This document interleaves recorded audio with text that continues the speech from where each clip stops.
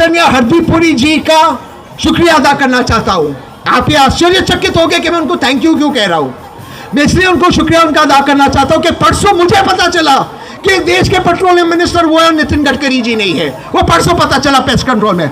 और क्या press conference की उन्होंने, उनके प्रेस कॉन्फ्रेंस में एक ही बात थी, एथेनॉल वाला पेट्रोल फॉर्मूला गाड़ी में उसका प्रयोग होता तो आपकी गाड़ी में भी क्यों नहीं करते भाई।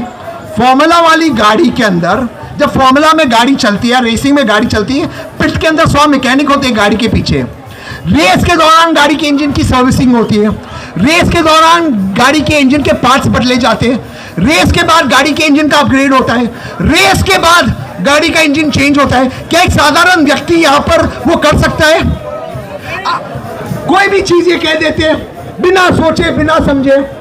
कल फिर प्रेस कॉन्फ्रेंस की, उस प्रेस कॉन्फ्रेंस में एक मोहतरमा थी इंजीनियरिंग इंडिया लिमिटेड से। इंजीनियरिंग इंडिया लिमिटेड का क्या लेना देना है गाड़ी से, पेट्रोल से, किसी को नहीं पता। मोहतरमा कहती है सरकार की पॉलिसी है 1 नेशन 1 फ्यूल। मैं थोड़ा डर गया, मैं कहा अभी पेट्रोल एरोप्लेन में भी एथेनॉल वाला पेट्रोल डालने वाले, 1 नेशन 1 फ्यूल। मतलब आप क्या बात कर रहे हो? जो गाड़ी के रिप्रेजेंटेटिव्स, प्रतिनिधि कल प्रेस कॉन्फ्रेंस में आए थे, वे कहते हैं एथेनॉल 10 वाली गाड़ी के अंदर एथेनॉल 20 वाला पेट्रोल आप डाल सकते हो। भाई अगर एथेनॉल 10 वाली गाड़ी में एथेनॉल 20 वाला पेट्रोल डाल सकते हैं तो आप ही के गाड़ी के इंस्ट्रक्शन मैनुअल में क्यों लिखा नहीं डाल सकते? तो या तो आप अब झूठ बोल रहे हो या अब झूठ बोल रहे हो। अब कौन सा झूठ बोल रहे हो आप हमें बता दीजिएगा। दरअसल बात क्या है? दरअसल ये जो है इससे लाभ सिर्फ और सिर्फ नेताओं का हो रहा है। मैं ये नहीं कह रहा हूं केवल भाजपा के नेताओं का हो रहा है, विपक्ष के नेताओं का भी हो रहा है, क्योंकि मिले और डिस्टिलरीज उनकी है। आपको बताता हूं, ये हमें बताते इससे किसानों का भला होगा, इस पॉलिसी से किसानों का लाभ होगा। एक गन्ने के किसान को 3 रुपया 65 पैसा मिलता है 1 किलो गन्ने का, 3 रुपया 65 पैसा। आपको मिलता है एथेनॉल 1 लीटर 102 रुपये में। बीच का पैसा कमाते हैं बेटा बढ़ाओ योजना वाले, उनके डिस्टिलरी में। ये कैसा लाभ हो रहा है किसानों का? दूसरा आपको उदाहरण देता हूं, हमारे किसान कॉर्न उगाते थे, मक्का, उसमें भारत का सरप्लस प्रोडक्शन था, उसको भारत एक्सपोर्ट करता था, उसके बाई प्रोडक्ट को, DDGS। उसका बाई प्रोडक्ट होता है पशुओं का आहार, लाइव स्टॉक फीड।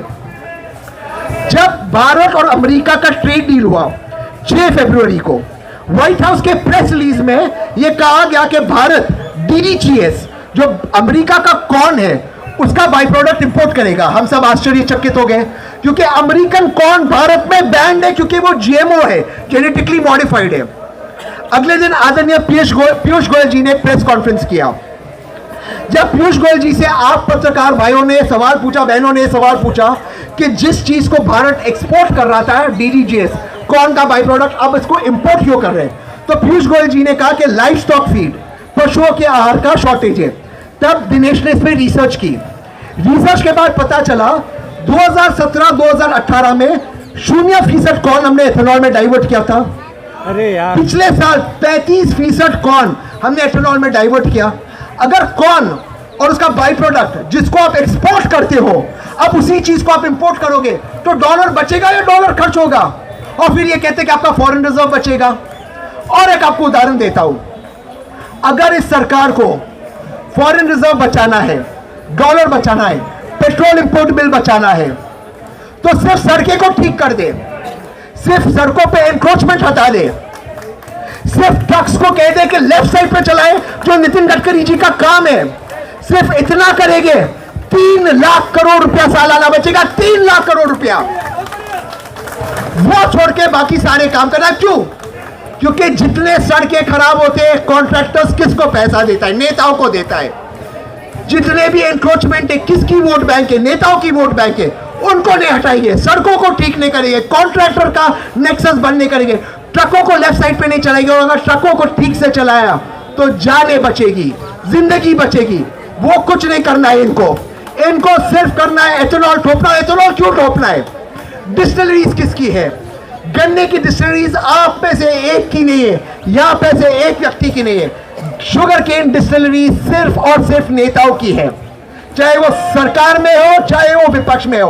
उनका बेटा बढ़ाओ योजना चल रहा है, उनका बच्चा बढ़ाओ योजना चल रहा है, उनकी ये डिस्टिलरीज है। उस डिस्टिलरी में पॉलिसी बनाते, डिस्टिलरी में डिस्टिल करते, आपको ये लोग बेच रहे हैं एथेनॉल। एक महत्वपूर्ण चीज आप लोगों के सामने मैं रखना चाहता हूं। कल इनके प्रेस कॉन्फ्रेंस में और एक बात हुई, थोड़ी गंभीर बात थी। गाड़ी के मैन्युफैक्चरर्स ने कहा कि हम जो लोग हैं झूठ कह रहे हैं, बड़ी समस्या नहीं आएगी गाड़ी में, छोटी समस्या आएगी। अब मुझे समझ में नहीं आता बड़ी और छोटी क्या है, पर जितने लोग कल प्रेस कॉन्फ्रेंस में आए थे सारे 2026 की गाड़ी में आए थे, और आप लोग जो 2023 की गाड़ी में आते हैं आपको कह रहे हैं कि आपको समस्या नहीं आएगी। और इसीलिए मैं कह रहा हूं कि गाड़ी जो है दूसरी सबसे महंगी चीज है जो एक आम आदमी, एक आम भारतीय खरीदता है। ये दूसरी सबसे महंगी चीज है जो आपके, जिसमें आपकी पूंजी जाती है। इसका टैक्स आप 15 साल एडवांस में भरते हो। सरकार को कोई अधिकार नहीं है, कोई अधिकार नहीं है ऐसी कोई योजना बनाए जिससे आपका नुकसान हो, और कोई उनका अधिकार नहीं ये कहना कि आप ऑयल लॉबी के साथ मिले हो।